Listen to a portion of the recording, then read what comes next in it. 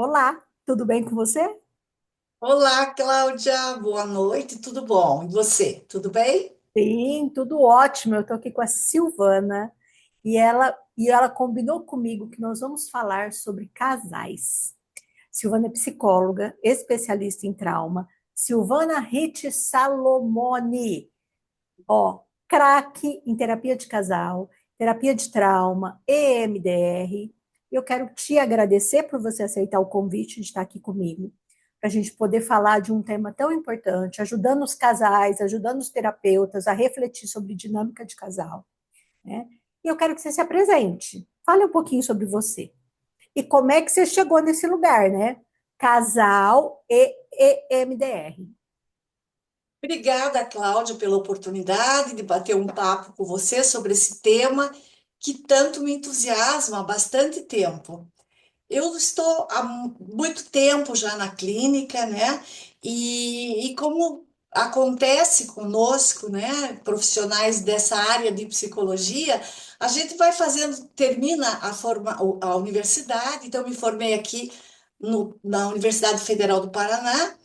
E em seguida já fui começando a fazer algumas especializações, cursos de extensão e fiz a psicoterapia sistêmica de família, de casal. E aí comecei a trabalhar com casais, trabalhei bastante com família, atendi crianças, me especializei no atendimento infantil. E aí eu fui trabalhando com família e aí acabei trabalhando bastante com casal. Fui fazer o mestrado em São Paulo, na PUC, então eu ia, voltava toda semana.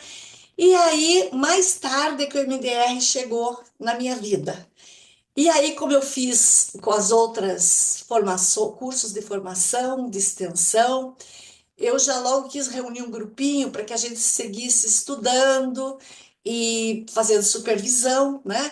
Mas em seguida veio o convite já para que eu começasse a atuar, né? E aí eu fui fazendo então o processo de supervisora, facilitadora, organizadora de cursos e depois trainer, né? E para mim foi um processo natural, sabe, Cláudia? Porque eu gostava de trabalhar com casal, já tinha experiência nesse atendimento, e aí já tinha trabalhado também um período aqui numa especialização em Curitiba, nessa área, supervisionando colegas, e aí eu, dentro da sistêmica, né? Então eu uni.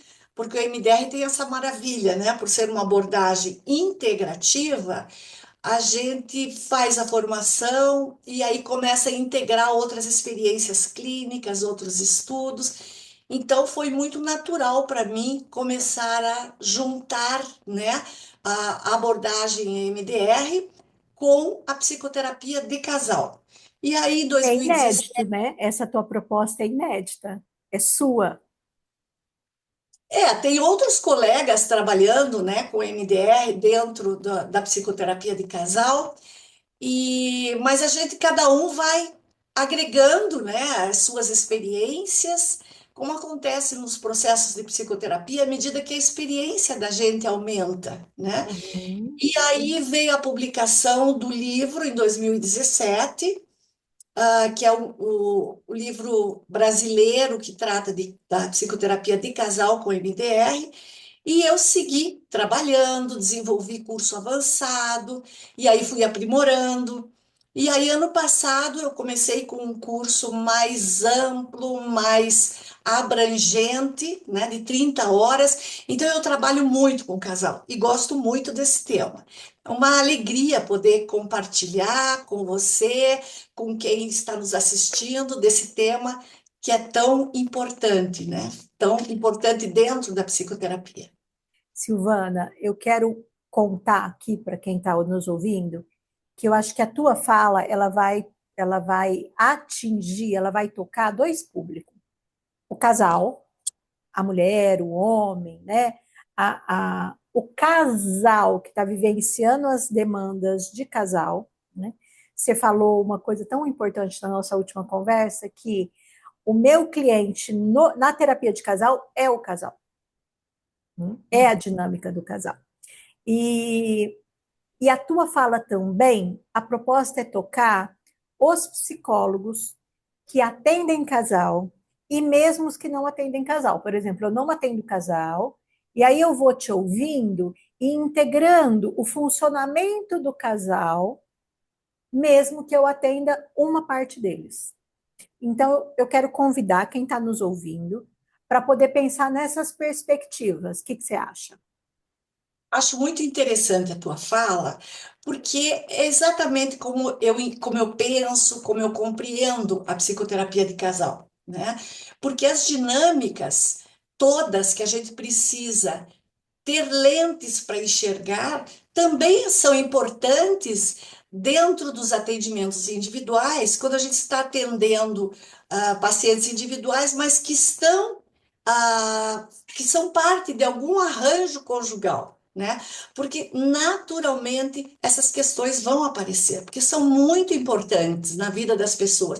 Quem está dentro de um arranjo conjugal tem uma importância grande esse relacionamento, né? Sim. Então, de alguma maneira, sempre vai ser, mesmo que tangencial, que não seja a queixa principal, mas vai aparecer nos nossos consultórios. Então, eu concordo, acho super importante que a gente possa ter lentes para enxergar com mais clareza essas dinâmicas conjugais, né? E quando você fala do nosso foco de atenção, é bem isso, né? Acho que, por definição, já a psicoterapia de casal, ela tem foco no relacionamento conjugal. Naturalmente, tem dois envolvidos, né? São duas pessoas, então, por isso, é um processo que requer um movimento maior no sentido de observação, de intervenção, de compreensão do que está acontecendo ali no set, porque nós temos três focos de atenção, né? Ou mais, porque é o relacionamento conjugal, né? Que a gente vai tratar os dois indivíduos e todo o contexto, né? Do qual eles são parte, sociocultural, de família de origem. Então, de alguma maneira, tudo isso vai se refletir no relacionamento conjugal. Então, ampliando a lente. Ó, quer ver? Fazer minha colinha aqui, ó. O que pode levar à falta de intimidade em um relacionamento? A intimidade emocional é tão importante no relacionamento conjugal. Vários fatores podem levar à falta de intimidade, né? Porque a intimidade emocional, ela é um processo, né? Ela é um processo a ser administrado pelo casal. E ela tem um momento em que é mais requerido do casal uma atenção especial na construção dessa intimidade emocional, né? Se a gente pensa na formação do casal, são dois indivíduos, cada um com a sua complexidade, né?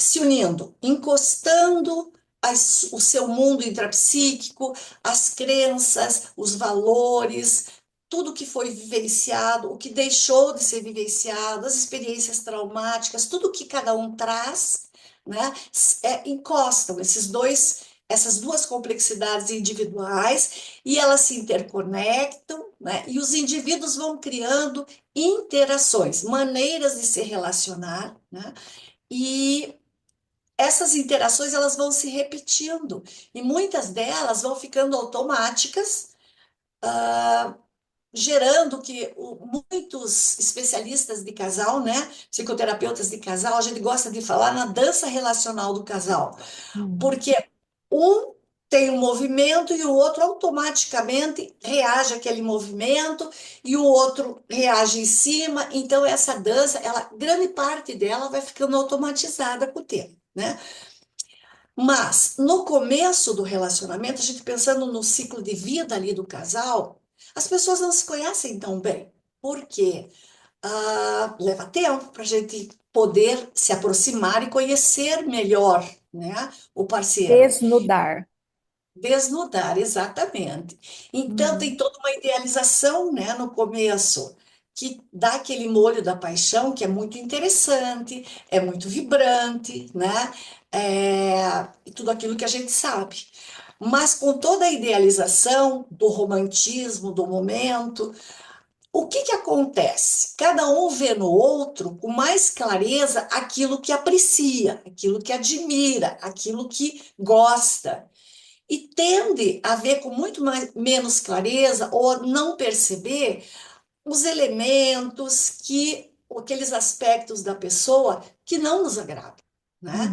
Então, Uhum. isso é natural por conta da idealização dos primeiros momentos.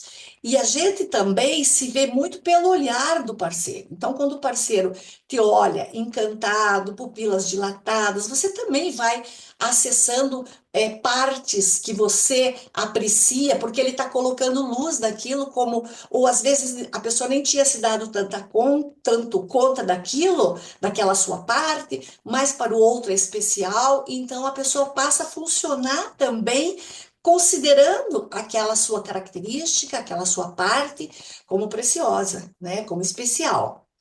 Só que a gente sabe que essa paixão, ela tem um tempo de duração, que os autores não concordam, né, nesse prazo, e claro, sempre que a gente fala de pessoas, né, somos todos complexos, a gente fala sempre em termos gerais, mas vai aí no máximo 2, 3 anos para que essa idealização ela vá se dissolvendo, né? Então a paixão ela vai diminuindo, a idealização vai diminuindo, e aí acontece das pessoas irem se desnudando, né? Então, Uhum. aquelas partes que a gente não gosta tanto, que a gente não enxergava tanto, com a convivência vão ficando mais evidentes. E aí, né? Aí é um momento fundamental nesse sentido que você coloca da intimidade emocional, né? Porque agora os dois vão enxergar partes suas e do outro que não são das mais apreciadas, né? Mas que fazem parte dos indivíduos. E nesse momento, então, é uma janela de oportunidade para que a intimidade emocional aconteça de uma forma mais madura, né? E que ela se fortaleça, mas também é um momento de fragilidade, porque as pessoas estão se enxergando mais, né? E aí, o que que acontece? É importante que as pessoas também possam enxergar as vulnerabilidades do parceiro, não necessariamente aprovando, mas reconhecendo que aquilo é parte do outro. E aí, quando se tem um clima propício para que as vulnerabilidades de ambos apareçam, aí começa-se a administrar isso, né? E nesse momento, No encontro com a intimidade, na busca dessa intimidade.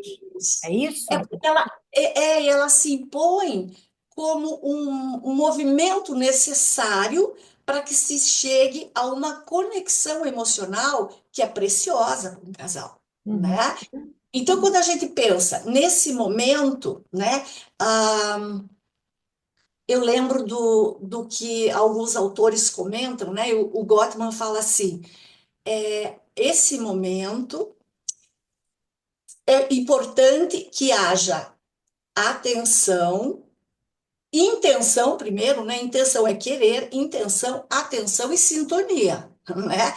E Uhum. assim, tem três palavras-chaves aí que abrem espaço para que essa intimidade possa ser fortalecida, possa ser administrada com esse casal, né? Que está nessa fase da vida, que é compromisso, confiança e abertura emocional, né? Porque o compromisso faz com que as pessoas assumam o seu desejo, assumam as suas atitudes, né? As suas ações, reações. A confiança permite que as pessoas busquem resolver conflitos, administrar conflitos, né? E a abertura emocional é o que faz com que tenha um clima para que as fragilidades, as vulnerabilidades comecem a aparecer. Claro que tem que ter, os envolvidos aí tem que ter uma prontidão, né, mínima para poder fazer esse processo, porque isso requer é, mais maturidade, e nós estamos falando também de apego, né? Porque esses conceitos eles se sobrepõem, mudam as palavras, mas a gente sabe né? Que aí tem necessidade de inteligência emocional, de uma comunicação mais clara, mais abrangente, né? Tudo vai interferir nesse momento tão importante do começo de um caminhar, né? Como diz o Andolph, saindo daquela idealização, né?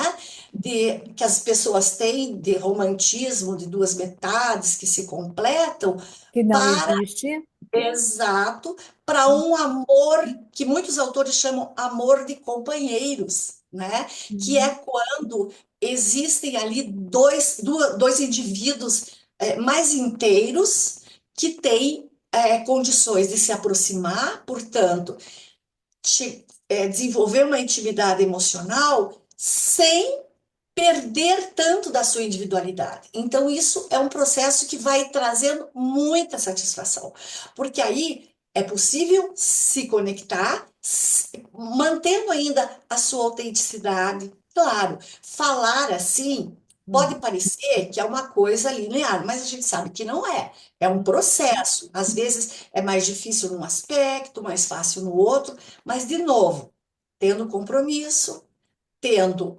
segurança e abrindo, tendo uma comunicação mais aberta, mais franca, esse processo é mais possível. Então, nesse momento, é, quando a intimidade começa a se fortalecer, é ótimo, porque aí o casal Então, consegue. Pois então não. você está falando assim, ó, quando a gente fala do que pode levar à falta de intimidade, é não construir tudo isso que você está dizendo. Porque essa Isso. construção vai passar pela paixão, pelo final da paixão, pelo compromisso, pelo querer estar junto, pela segurança, pelos apegos, e que se não passar por essas etapas, que faz parte de toda a relação conjugal, a intimidade vai faltar. É, ela fica empobrecida, né? Uhum. Vamos pensar um pouquinho, né, do lado positivo, e aí vai ficando mais claro para a gente o que vai travando isso, né? O que é necessário tudo isso. E aí, para que isso possa ir acontecendo, o casal tem que guardar na sua rotina um espaço, um tempo, para ir fazendo a manutenção do relacionamento. Tem que nutrir, né? E aí eu Às vezes lembro, com horário e data marcada, né, Silvana? às vezes é o único jeito, Uhum. porque tem fases da vida em que isso é difícil acontecer, né? Então a gente pode pensar que nesse amor de companheiros, né, o amor, ele é muito mais um ato do que um sentimento, né? Porque precisa ser nutrido, precisa ser cuidado. Esse espaço exclusivo do casal, mesmo que seja preciso marcar tempo, marcar dia, né? Vamos pensar numa fase clássica, onde é mais difícil que isso aconteça, a chegada de filho, especialmente do primeiro filho, né? Uhum. Mas se tem compromisso, se tem confiança e se tem uma abertura de comunicação, isso vai ter que ser buscado por um, por outro, nem sempre com tranquilidade. Às vezes tem conflito, às vezes tem, ei, o que é isso? Eu estou me sentindo sozinho. Mas aí é uma amostra da vulnerabilidade, é um poder, é um conseguir uma prontidão para se abrir, confiando que o outro está ali, né? Que estamos juntos. Então, às vezes, isso se esgarça um pouco, mas o casal sabe, tem compromisso de fazer a manutenção. Tem uma autora, que é a Ana Gomes, é uma autora, uma especialista de casais, e ela usa uma metáfora que eu gosto muito. Ela fala assim: o relacionamento conjugal, ele é o primeiro filho, o filho mais velho de um casal. Uhum. Então, o casal precisa cuidar, o casal precisa nutrir, não pode sufocar, empanturrar de comida. Não, tem que ter uma nutrição adequada, funcional, deixando espaço para a vida individual de cada um, né? Mas ele precisa essa nutrição ser constante, não pode deixar de nutrir, né? Então eu acho isso muito bonito. Só lembrando que não podemos idealizar, só completando, né, o meu comentário aqui da metáfora, a gente não pode idealizar, Muitos casais trazem filhos de relacionamentos anteriores, ou mesmo já estão gestando filhos sem ter ainda um compromisso mais bem esclarecido e firmado. Não importa, de qualquer maneira, é preciso, em todas as fases do relacionamento conjugal, é preciso nutrir, é preciso cuidar do relacionamento. Tem que ter esforço. Tem que ter intenção, tem que ter Intenção. ação, intenção, atenção, né? Para que isso possa ser mantido. Né? É muito importante, porque se a gente pensa na intimidade do casal, ela é o combustível da conexão. E aí, de Uhum. novo, a gente tem pesquisas do laboratório do Gottman, ele tem um laboratório que ele usa computadores sofisticadíssimos, né? E realmente os casais ficam dentro desse laboratório, tal, e isso as pesquisas dele são bem validadas por muitos autores, né? A satisfação conjugal, ela é importantíssima, é uma mola mestra no relacionamento conjugal. Isso não quer dizer que quem não está num relacionamento ou em algum arranjo conjugal não possa ser feliz, absolutamente. O que quer dizer é o seguinte: se alguém está dentro de um arranjo conjugal não satisfatório, isso vai prejudicar muito a vida da pessoa. A saúde Porque mental. Exato, né? A satisfação, o bem-estar, inclusive a saúde física também, porque Uhum. é muito importante. Então, a pessoa pode estar bem no seu trabalho, com os seus parentes, família de origem, tá amando as suas atividades de lazer, a sua rede de amigos, mas se o relacionamento conjugal estiver muito ruim, isso não é possível que se transfira para o relacionamento conjugal. Por outro lado, a insatisfação no relacionamento conjugal interfere muito nas outras dimensões da vida, né? Então, Uhum. é algo importante para a gente pensar como deve ser realmente cuidado se você está nele. E agora, indo para o outro lado, né, Cláudio, o que então que atrapalha? Nesse momento importante, já começa a complicar bastante. Aí a gente pode pensar quando as pessoas não têm prontidão suficiente para caminhar nesse sentido. Arranjos conjugais Mais muito uma questão individual, que, que que surge na dinâmica do casal. tá ali, né? Tá ali, tudo que os dois são, tá refletido, né? Tudo que os dois trazem para esse relacionamento tá refletido ali. Então, se alguém, um deles ou os dois, né? Mas basta um ter experiências traumáticas e ter desenvolvido reações fortes para lidar com aquilo. Então, é Nós muito vamos falar difícil. disso, nós vamos falar disso. Mas você falou de uma coisa agora há pouco que eu quero retomar. A Tá, vulnerabilidade. tá. Como a vulnerabilidade pode fortalecer ou enfraquecer um relacionamento? Então, quando a vulnerabilidade pode ser colocada, né, ela pode ser, ela pode aparecer entre os dois ali, claro que não de uma vez só, até porque as pessoas não têm um autoconhecimento, assim, especialmente quando se unem mais jovens, né? Não se conhece tanto assim. Mas aos poucos isso pode ir aparecendo, né, com o final ali da idealização, à medida que as pessoas convivem, os parceiros conjugais convivem, se essas vulnerabilidades podem ir aparecendo, a própria pessoa que a carrega também vai enxergar melhor. Então, e o outro ajuda, né? Olha, eu não gosto disso, né? Tal aspecto aqui que você, tal atitude tua, eu não aceito. Isso aqui ultrapassa os meus limites, para mim não dá. Tal comportamento teu, né, ou tal maneira de agir, ou de lidar com as tuas emoções, ou com essa ou aquela emoção, eu até aceito por enquanto, mas eu não vou aceitar muito tempo, não, né? Então, esse tipo não é aceitar e engolir tudo, mas é poder lidar, é poder aparecer, né? É poder trazer sem tantas defesas. E aí isso vai fortalecer. Porque um relacionamento conjugal bacana, né? Ele também ajuda, porque ele vai criando. Vamos pensar: alguém, um dos parceiros, tem um apego seguro. O Hum. outro tem um apego inseguro, tá?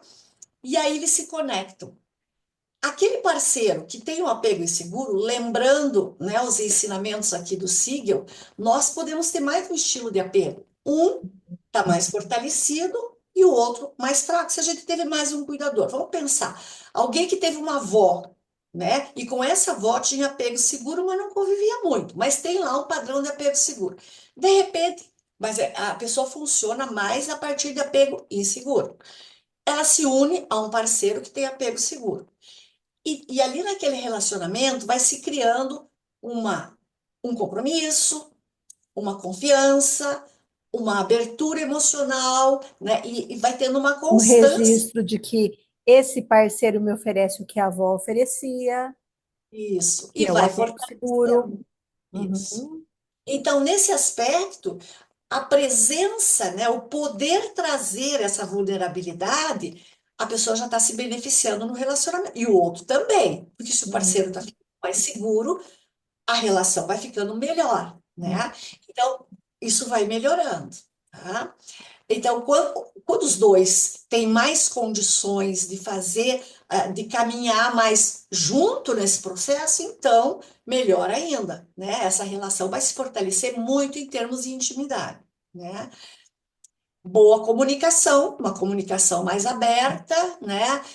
A capacidade de resolução de conflito. Tem algumas pessoas que já aprendem na família de origem, tem gente que não aprende, né? Nós recebemos muito nos nossos consultórios pessoas que nunca aprenderam a lidar com o conflito, né? Na Atualmente, verdade, né, aquele que sabe lidar, ele quase não aparece no consultório, né? não. Não, quase não aparece, e quando eles aparecem, é por alguma coisa específica, às vezes uma Muito dificuldade, pontual. uma fase de transição, ou Uhum. algo, uma tragédia que acontece na vida, né? Então, assim, mas com certeza, apego seguro dificilmente Da aparece. match. É, E quando exato. enfraquece? O que faz a uma vulnerabilidade do casal enfraquecer a relação? Então, pensando nos encaixes mais rígidos, né? Vamos pensar. Um dos parceiros é muito severo, julga muito cada emoção do outro, negativa, né?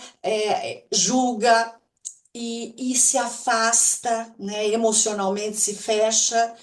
Então, o que, que alguém vai fazer com a sua vulnerabilidade? Vai também escamotear, vai desenvolver defesas, e aí o casal não consegue caminhar na intimidade emocional, né? Porque Ou às precisa vezes baixar as defesas. isso, né? Uhum. Ou às vezes já tem defesas muito fortes, né? Então, assim, eu lembro aqui, né, de um homem que, meu paciente, e aí ele chegou. E assim, a queixa dele é uma adição, não é psicoterapia de casal. A queixa é adição, tá? Que ele chegou. Mas com tantas defesas, né? Que nós precisamos trabalhar muito cuidadosamente para ir camada por camada, né? Ele ir permitindo que nós pudéssemos explorar e reprocessar para que chegasse nas vulnerabilidades dele, né? Uma sensação de abandono, de uma sensação de nunca estar se sentindo à vontade, estava desconfortável, uma inadequação desde a infância. E aí, por que que ele chegou com a queixa da adição? Porque as defesas dele eram muito fortes, né? E aí, quando ele vai se dando conta disso, aí ele começa a trazer o tanto que ele se sente deslocado, afastado da esposa, né? Desenvolveu outros mecanismos lá para se relacionar com a família, mas ele começa a se dar conta disso. Então, é uma pessoa que já chegou, né? Já iniciou um relacionamento conjugal com muitas defesas. E Uhum. aí as vulnerabilidades não aparecem, a intimidade não se dá, né? Uma outra Você está falando uma coisa, então, ó, para a intimidade ser construída, considerando o que você falou agora há pouco, as vulnerabilidades têm que estar presentes. sim, porque são parte do nosso sistema interno, Sim. né? Para a gente ser íntimo de alguém, a gente tem que estar mais inteiro E seguro. e seguro. e tem que confiar que o outro vai dar conta. Senão, como é que você vai se expor, Ou né? pelo menos que o outro vai te aceitar, que o outro não vai julgar, porque o dar conta passa Dar por esse conta, lugar. dar conta de te aceitar, dar conta de te ouvir, né? Uhum. Dar conta de dizer, não vai dar desse jeito, como é que a gente vai fazer? Que nós vamos, como é que vamos lidar com isso, né? Mas não vai imediatamente dizer se fechar ou às vezes não fala, mas se fecha da mesma maneira, se retrai, né? Então deixa o outro e aí a pessoa não vai mais trazer com facilidade as suas vulnerabilidades. E às Uhum. vezes isso vai se prolongando e o estresse no casal aumenta, né? E aí, quando o estresse aumenta, abre mais, fica mais fortalecido o perigo de entrar um terceiro na relação, como o Bowie nos ensina, que são os processos chamados de triangulação, né? Ah, E aí, opa, ups, espera que. Aí vamos lá. Ó, terapia de casal pode realmente ajudar a superar uma traição? pode, Triângulo. mas é difícil, não é fácil. São É importante você processos, dizer isso. É muito são, importante você enfatizar isso no começo da pergunta. Então, ó, galera, fica aqui quem quer saber. Quem quer saber a verdade, porque é isso, né, Silvana? é difícil. Quem É está difícil disposto a porque ouvir? os dois entram numa estabilidade emocional muito grande, a dor é muito grande, abre feridas de apego, né?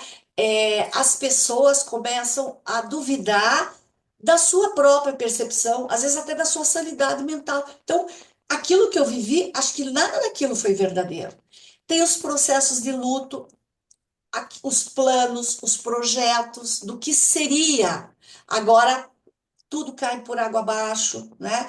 Então, a quebra de contrato conjugal machuca muito, né? E não necessariamente a traição é com uma outra pessoa. Não, esse terceiro, né, que entra e que é quebra de contrato, porque a traição, assim, traição porque a pessoa não está mais ligado ou nunca esteve e cada vez se afastou mais do parceiro, né?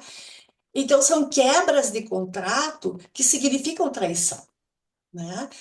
Traição que às vezes é uma traição emocional, dói muito, mesmo que não tenha havido envolvimento sexual. Às vezes, o que entra aí é um amigo, é o trabalho, falando da Empréstimo, triangulação. o Oi? empréstimo, Isso, comprar, sei lá, um bar isso, sem o outro saber. isso, né? Agora, a traição do envolvimento amoroso ou sexual com outra pessoa, nós temos que ajudar, mesmo que não seja, que seja um processo de triangulação, mas se for um processo de triangulação que vai afastando o casal, também abre espaço para outros envolvimentos amorosos, né? Então, a gente tem uma distinção aí, porque a quebra de contrato em termos amorosos pode ser por triangulação, mas pode ser por outras razões também, Hum. né? Então, no começo, né, quando você fala dessa quebra de contrato por traição, no começo é comum que o casal chegue no meio de uma crise bastante difícil, né?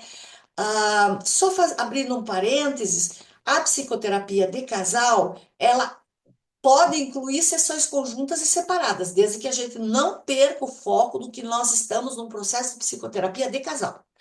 Então, Uhum. eu gosto de começar com sessões conjuntas, mas nesses casos, né, de quebra de contrato, assim, é difícil. Se tiver E crise, como fica quando as sessões são separadas, o casal está em cabo de guerra e eles vão querer saber o que um falou para você? É aberto ou não?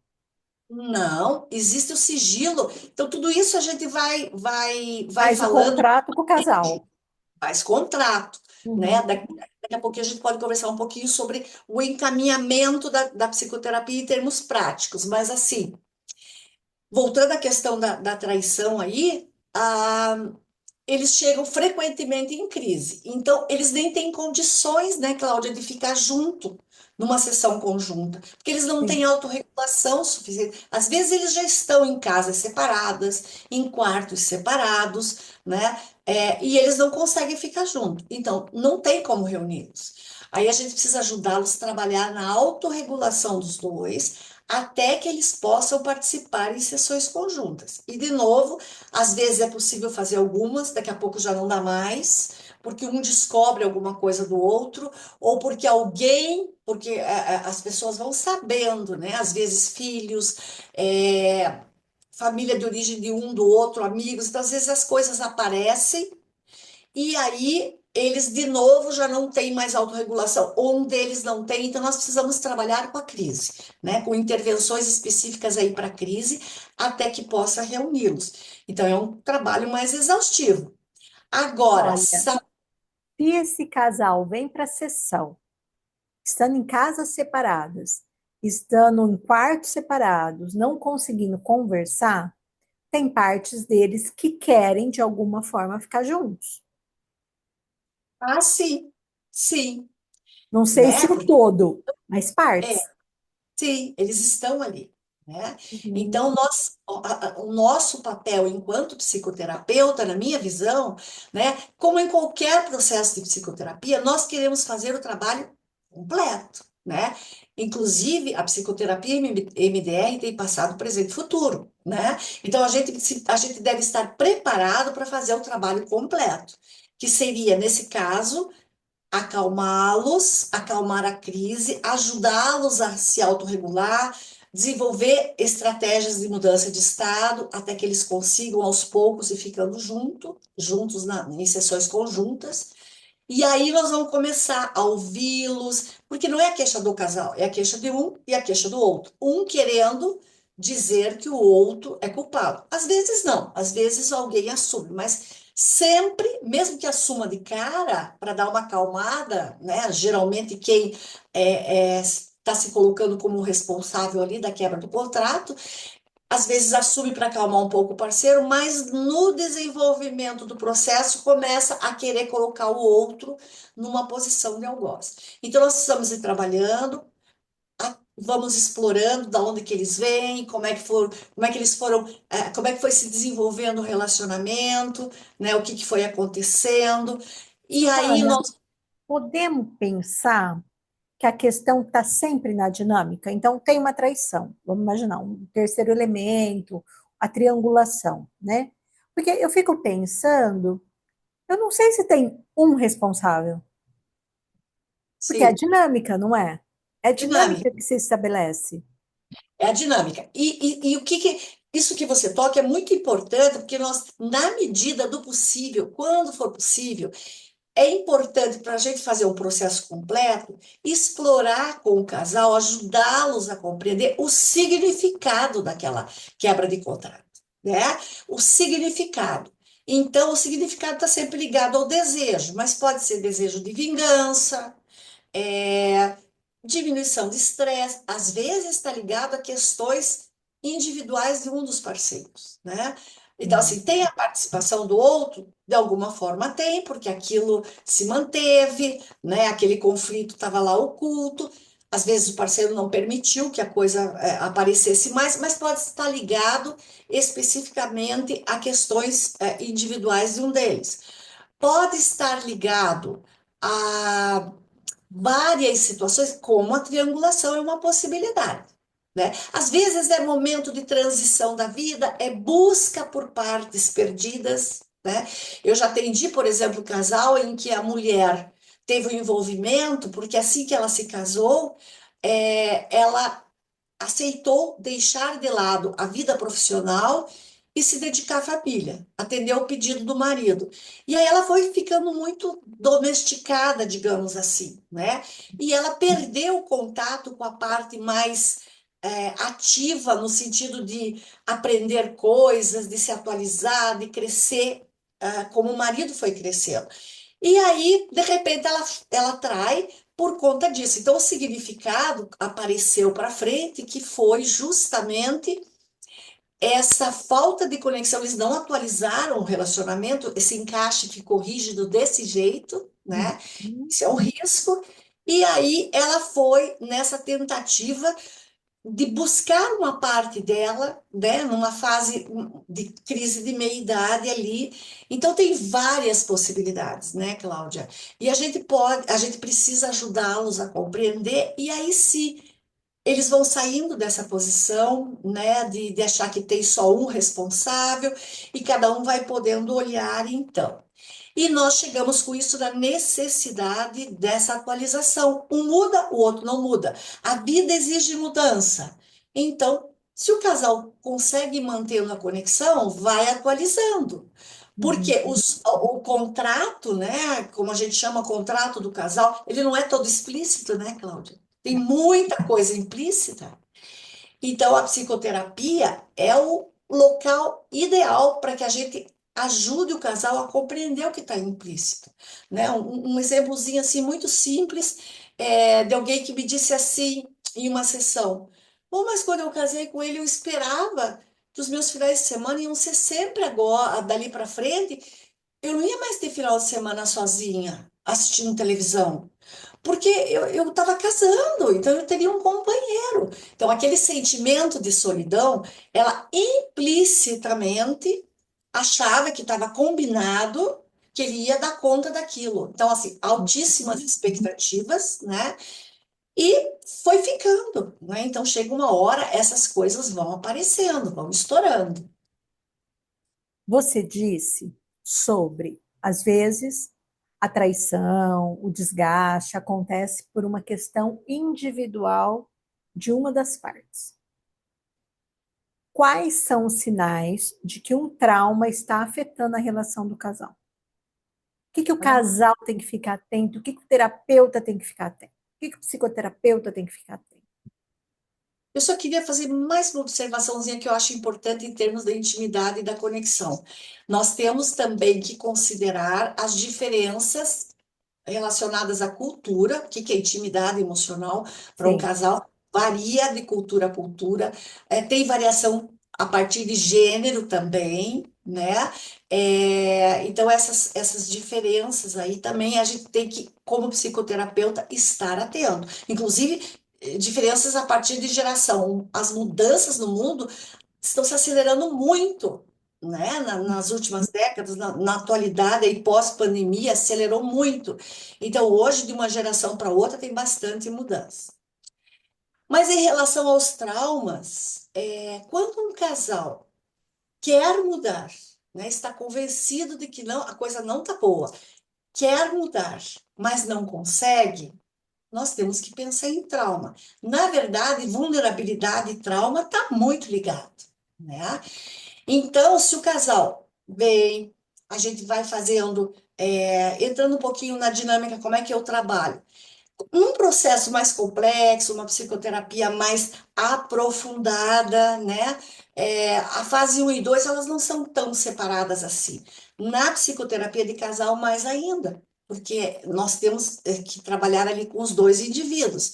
Então, quando a gente vai passando e vai explorando, né, o relacionamento, vai vendo que tem de resiliência, fortalecendo a resiliência da relação. E aí o casal vai percebendo as dificuldades, né? Às vezes eles já chegam mais conscientes, outras muito pouco conscientes, né, do que está incomodando. E aí eles tentam mudar, mas não conseguem. Então a gente sabe que o trauma ele deixa, ele impede a flexibilidade, a mudança, a criatividade, ele limita as nossas possibilidades de agir, né? Ele vai estreitando o nosso campo de percepção, tanto quando a gente olha para a gente, para dentro, quanto quando a gente olha para fora, né? E numa relação tão próxima como é a relação de casal, os traumas, eles têm uma repercussão muito grande, especialmente os traumas de apego, os traumas precoces. Como é que alguém vai desenvolver intimidade se não pode confiar em si, se tem uma autoestima muito rebaixada, se não acredita que pode confiar em ninguém, como é que vai ser Está falando íntimo? da história de um, né? Que É, encontra o outro e tem a história dele. isso. Uhum. Então, aí, esses traumas impedem mudança, né? E é muito interessante, eu acho um momento precioso da psicoterapia de casal, quando o casal percebe isso, porque a gente vai caminhando com eles, né? E a gente vai, então, trabalhando, isso vai ficando claro, a gente vai explorando com eles e vai fazendo link com a história, com as informações que eles estão trazendo em sessões conjuntas, porque o que se traz em sessão individual cabe a cada um comentar ou não, tanto em casa com o parceiro ou nas sessões conjuntas, né? Então, isso a gente já deixa claro lá no começo, né? Quando explica o modelo para eles. E aí, quando eles percebem o que é que os traumas estão fazendo, é um alívio muito grande, é um momento muito legal da psicoterapia de casal, a meu ver, porque aí eles saem da posição de algoz, de vítima, né, para uma situação de, opa, temos o que fazer. Agora a gente entendeu, né? Então a gente vai mostrando o que que veio da família de um, o que que veio da família do outro, como é que as coisas E, se encaixam ali. talvez uma coisa de que não é por maldade, não é por E, ruindade, mesmo que haja vingança em algum momento, mesmo e que haja é, raiva em algum momento, ou em vários momentos,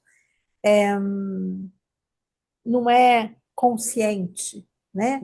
Porque quando você fala assim, o trauma é quando você sabe o que você tem que fazer, mas você não consegue, é porque nós não estamos falando daqui, do córtex. então, Nós estamos falando daqui. isso é precioso, né? Então, a psicoterapia MDR, ela muda a psicoterapia de casal. Ela Uhum. muda completamente, né?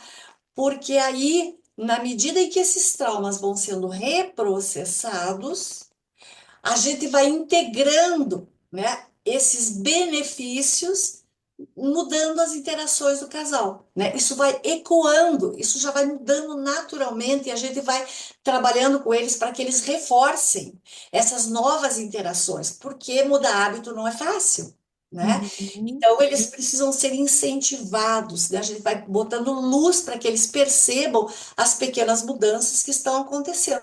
Como a gente faz os processos de psicoterapia individual, E o né? reprocessamento com o MDR, né? É feito junto ou é feito separado? Como que funciona? Tá. E talvez Ó, valha a pena você falar um pouquinho o que que é o MDR, né? E aí, trazendo para o trauma e para o casal, para quem está nos ouvindo. tá. Bem, a psicoterapia MDR é uma psicoterapia para reprocessamento de trauma, né? Então, são processos de reprocessamento, o reprocessamento, ele já ocorre de uma maneira natural no nosso cérebro. E a psicoterapia EMDR, a doutora Shapiro desenvolveu essa psicoterapia é, usando ela descobriu que o cérebro já fazia esse movimento, né? Enfim, na internet tem bastante informação sobre a maneira como isso apareceu, como foi sendo desenvolvido, e é, isso foi. Primeiro era trabalhado somente com traumas mais específicos, né? Começou com os veteranos de guerra, da Guerra do Vietnã, e depois foi sendo aprimorado o processo, foi sendo ampliado, foi sendo pesquisado, né? E hoje a gente utiliza para tratar qualquer tipo de trauma, básica, praticamente todas as queixas nós tratamos com MDR, né? Então, é uma psicoterapia, aliás, recebeu o selo de abordagem agora, né, do nosso Conselho Federal de Psicologia. Então, depois de tantos reconhecimentos internacionais, agora chega como um momento histórico, né, para os psicoterapeutas MDR do Brasil, muito legal. Então, aí nós vamos integrar, né? Eu costumo dizer o seguinte, Cláudia, assim, como qualquer processo de psicoterapia, nós temos os protocolos, as diretrizes, né? Mas a gente vai adaptar para cada caso, para cada cliente, para cada fase do tratamento, Hum. né? Então, da mesma maneira, na psicoterapia de casal. Tem alguns indicadores, né, já publicados por pesquisas, por autores internacionais, e a gente vai somando com a experiência e eu percebo assim, eu não consigo fazer um reprocessamento de um trauma complexo de uma pessoa com o companheiro ao lado, né? Trauma Porque aí eu complexo, trauma de apego, trauma de primeira infância, isso, né? E trauma de uma história de vida. uma história de vida, né? Uhum. Porque eu tenho que pensar no quais são os entrelaçamentos, as intervenções que eu estou usando, como é que está chegando quem está ali, como é que está chegando no parceiro, né? Então tem alguns indicadores aí que nos dão mais segurança, né? Se o casal vai ter prontidão, né, para ficar um dando apoio enquanto o outro reprocessa. Agora, o casal passou por uma situação, um sequestro relâmpago, por exemplo, e Uhum. vem para fazer uma psicoterapia para tratar esse trauma, né? A gente Que pode reprocessar. teoricamente é único. Exato, você vai, claro, naturalmente a gente vai fazer uma avaliação, né? Vai, não é de cara, mas assim, é possível sim fazer o reprocessamento dos dois, né? Uhum. Em sessões conjuntas, diferente de quem tem traumas de apego, traumas precoces, traumas de abuso, né? Então a gente não é adequado, nós temos indicadores, tá? Então, na minha visão, é assim, eu vou trabalhar aprofundadamente até onde precisa ir, com desde que aquilo esteja interferindo no relacionamento conjugal. Né? Numa psicoterapia de casal, a gente não vai reprocessar alguém que tem fobia de barata. Se aquilo não repercute na relação do casal, não é queixa da relação, então é assunto para psicoterapia individual, né? Uhum. Não de casal. A gente precisa cuidar bastante das alianças na psicoterapia de casal, né? A gente precisa cuidar para que os dois se sintam acolhidos, para que os dois se sintam Pelo atendidos, terapeuta, pelo ouvidos psicoterapeuta. pelo psicoterapeuta, né? Uhum. Então é uma aliança mais cuidadosa. Eu queria enfatizar um tipo de trauma que eu gosto muito de falar, porque ele faz muita diferença na relação do casal e aparece demais, tá? Então, é o que a Michelle Shakeman chama de ciclo de vulnerabilidade, tá? Então, é o seguinte, quando um dos dois tem uma atitude que funciona como gatilho para o parceiro. E aí é tudo muito rápido, muito automatizado. O parceiro reage. Eu vou dar um exemplo para ficar um pouquinho mais claro. O parceiro reage. A reação do parceiro funciona também como um disparador para o primeiro, tá? E aí os dois ficam presos nesse ciclo de vulnerabilidade. E cada um tem certeza absoluta que o outro que provocou e que ele está só reagindo. Na Então, verdade, são ataques, mas a origem dos ataques é a vulnerabilidade. é a vulnerabilidade. E um sem querer dispara o outro. E é um processo muito repetido nos casais. Os casais que estão há mais tempo junto, essas coisas se repetem demais. E os dois sofrem absurdamente. Né? Então, é muito bacana quando a gente vai ajudando o casal a ir percebendo essas coisas. Tá? Dando nome. Isso, e aí eles vão vendo, né, como é que a atitude de cada um está fazendo com que funcione como um disparador para o outro. E aí é trauma, são os traumas envolvidos e tem que reprocessar para que esse ciclo de vulnerabilidade possa ser rompido, né? E o casal então possa ir se responsabilizando cada um pelas suas atitudes e a coisa vai mudando, né? Então, Eu, eu, nesse aspecto é muito bom o MDR para casal. uhum. Eu acho que é importante falar que o reprocessamento, né, é desbloquear uma crença limitante, né? para que um novo jeito de funcionar, se sentir, possa fluir. Eu costumo dizer que o reprocessamento é igual uma borracha que você está, uma mangueira que você está aguando no jardim. Se ela tiver torcida, não vai ser possível você aguar o jardim. E no reprocessamento, ela distorce. E aí o fluxo da água chega do jeito que precisa para hidratar, né? Hum. Porque às vezes os pacientes falam assim, as pessoas, mas o que é reprocessar? É limpar as redes neurais, é liberar novas redes neurais. Né? A gente fala disso, não é, Silvana? Exato. Uhum. Então, dessa maneira, né, é muito fácil para um casal um ative o outro. Existe uma vantagem, tá? Segundo os autores que publicam sobre trabalho de casal com MDR, do reprocessamento em sessões conjuntas, que é justamente fortalecer a conexão, a intimidade, né, um vendo o outro. Claro que isso é muito importante, mas eu, quando Precisa não ter faço confiança, isso, né? quando eu vou para o reprocessamento em separado, eu já trabalhei bastante com o casal fortalecendo a resiliência, né? Uhum. Então, aí sim, fase 2 a gente pode fazer muita coisa usando do EMDR para fortalecer, né, a proximidade deles até onde é possível antes de reprocessar os traumas, né? Uhum. E depois a gente vai fazer isso naturalmente muito, né? Vai ajudá-los a atualizar o relacionamento, para depois olhar para o futuro, né? E desenvolverem projetos, planos, conciliando desejos, conciliando tudo que precisam ali para ter um futuro mais funcional e mais saudável. Eu fiquei com vontade, me passou uma pergunta que é assim, ó, falando de trauma de apego e relações líquidas, né? Porque as relações de hoje, quando você fala do compromisso, da intenção, e mais uma questão que você falou, compromisso, intenção, Isso, confiança e abertura emocional. isso, e ter a intenção, né? Porque você fala da intenção. Como que, nunca passou isso pela minha cabeça, o quanto que o trauma de apego pode estar diretamente ligado a esse fenômeno das relações líquidas?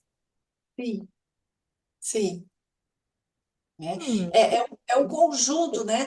Até a frequência, né? O tempo que as pessoas ficam na frente de telas, né? A ansiedade aumentada da nossa cultura, as exigências aumentadas, né?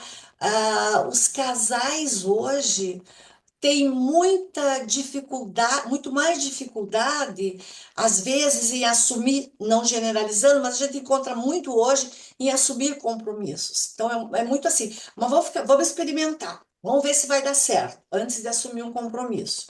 Então, nesse experimentar, sim, está um pé dentro do barco e o outro fora. Então, o compromisso é mais difícil. Por quê? Vamos pensar no quanto que as redes sociais apregoam, né?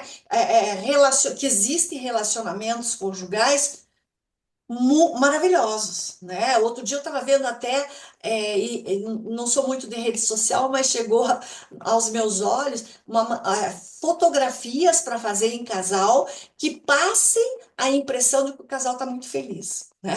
Então, assim, é muita promessa, né? E aí as pessoas ficam pensando, bom, mas se eu tomo uma decisão aqui, eu fecho todas as portas de ter um relacionamento como acha, né? Como acredita que existe, né?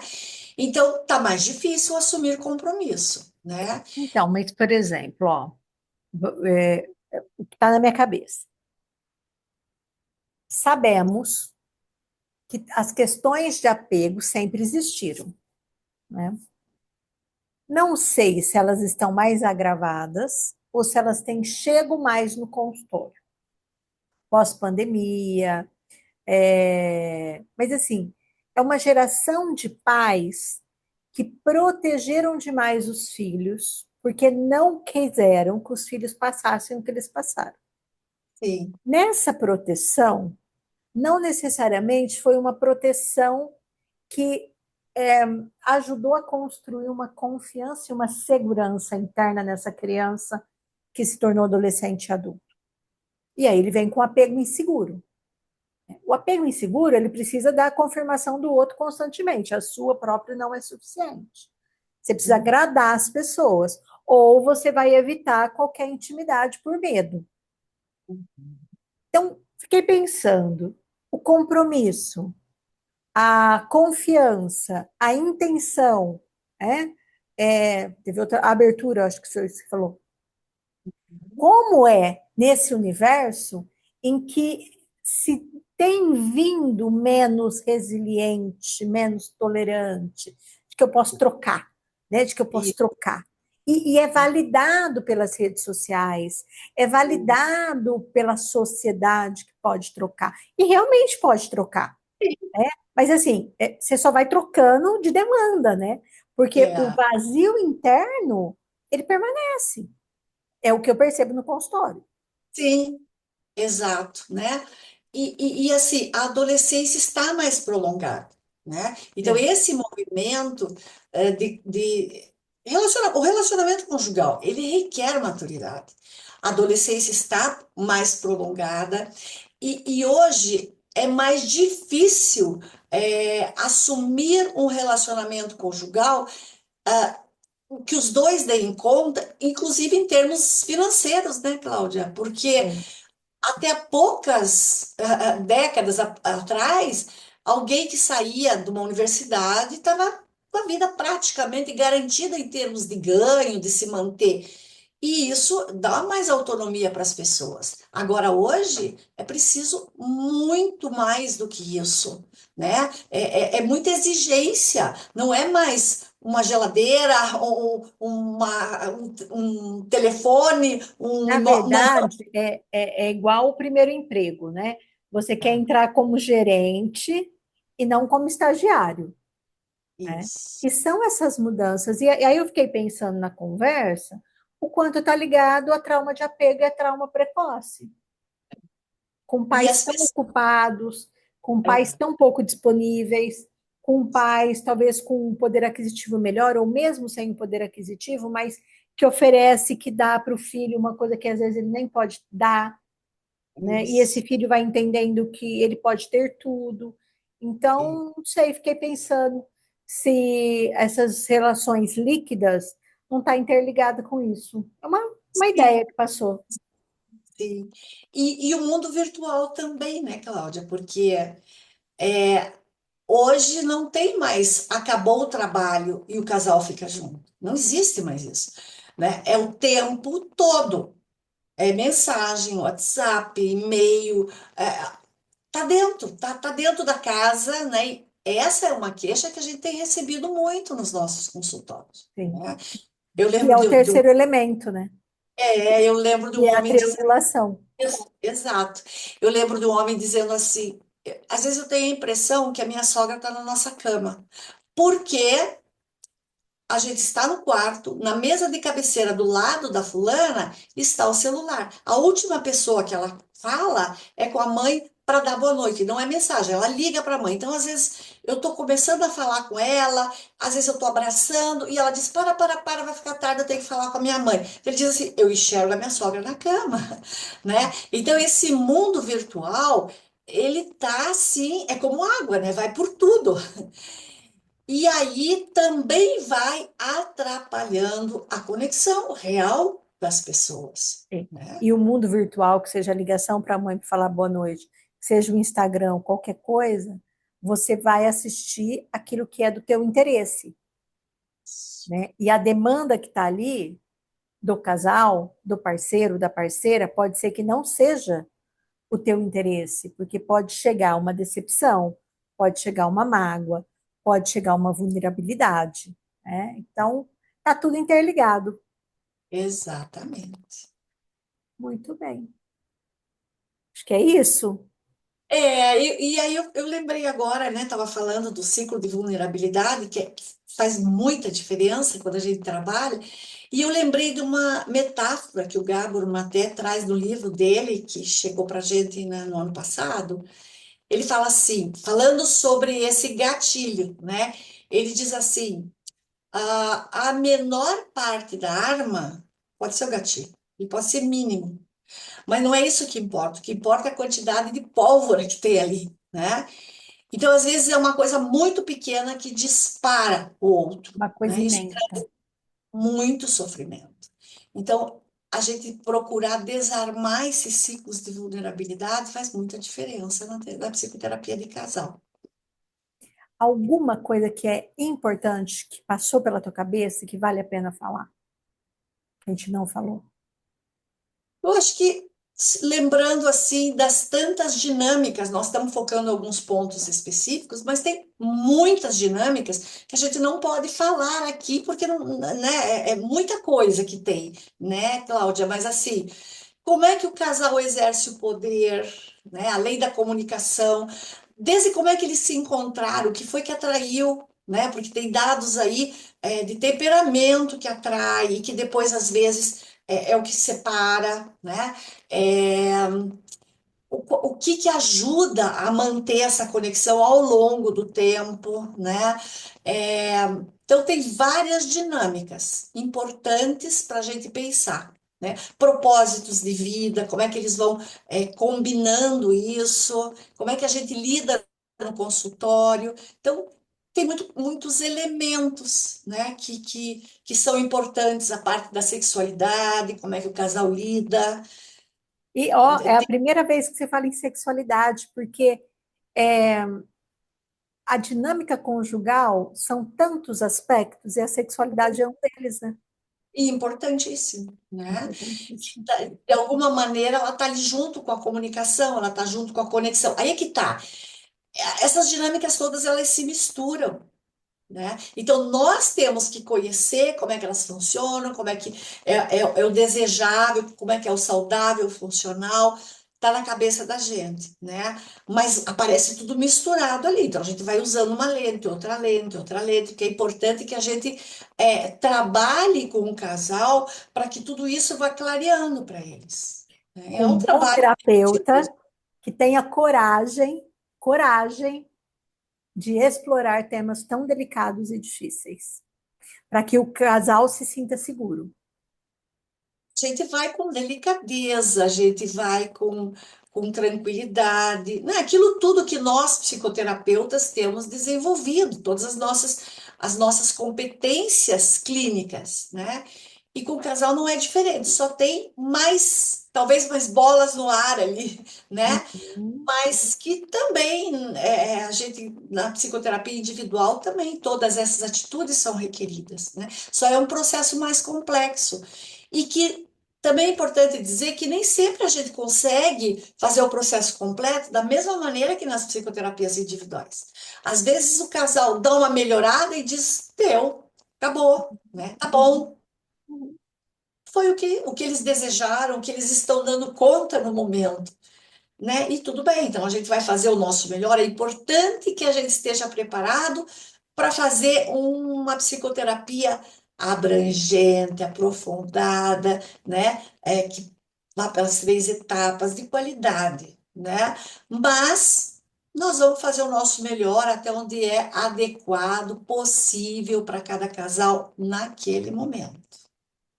Porque a gente fala casal, mas está envolvida os filhos, né? E hoje, com o aumento do tempo de vida, muitos casais estão terminando de criar os filhos e cuidando, às vezes até adolescentes que já na geração deles já estavam, ou eles naquela idade já estavam muito mais autônomos e hoje estão lá ainda com os filhos, cuidando e já cuidando de pais também, né? Idosos. E isso às vezes se prolonga por muito tempo.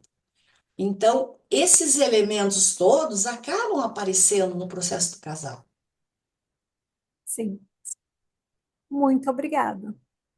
Muito obrigada mesmo por toda essa riqueza que você trouxe hoje. Muito obrigada pela oportunidade dessa conversa nossa, por esse tema tão importante. A procura por psicoterapia de casal tem aumentado, né? Então, convido aos psicoterapeutas que têm vontade de trabalhar com o casal, vamos em frente, que demanda cada vez está aumentando mais, né? E interessante uma coisa, Cláudia, porque ultimamente muitos homens têm feito a procura. Pela terapia de casal? Que bom, que bom. Legal, né? Assim como, né, muitos homens têm conseguido assumir essa paternidade, né, e às vezes se sentindo até um pai solo na dinâmica de casal, pela fragilidade da parceira e da mulher, né? Então você traz um dado importante. Agrega aquilo que eu percebo do movimento desses homens mais inteiros. E eu acho que isso até oferece a possibilidade da mulher poder mostrar as vulnerabilidades dela, em que ela não é tão inteira, né? Aumentando a intimidade e a conexão, né, com os Exato. parceiros. Obrigada.